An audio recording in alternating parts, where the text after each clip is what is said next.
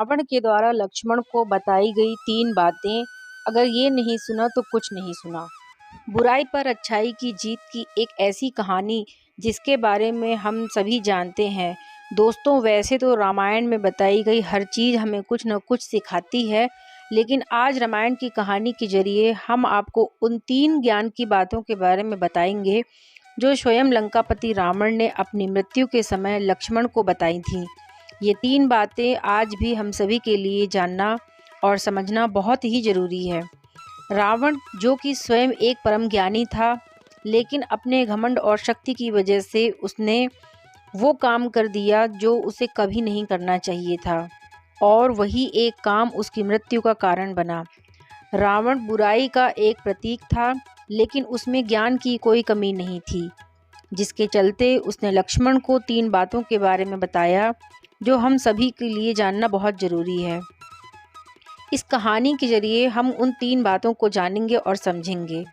श्री राम द्वारा मारे गए तीर की वजह से जमीन पर पड़ा रावण जिस समय अपनी अंतिम सांसें ले रहा था, तो उस समय श्री राम ने लक्ष्मण से कहा कि रावण एक महाज्ञानी पंडित है।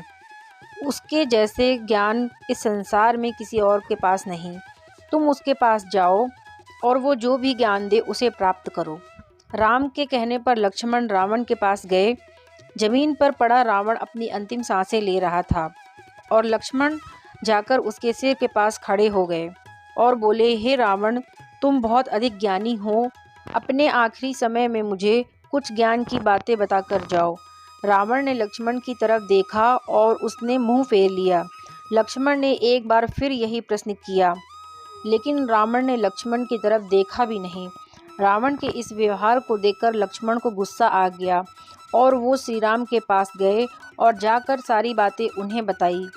लक्ष्मण की बात सुनकर श्री राम बोले, गुरु से शिक्षा उनके पैर के पास बैठकर ली जाती है, ना कि उनके सिर के सामने खड़े रहकर।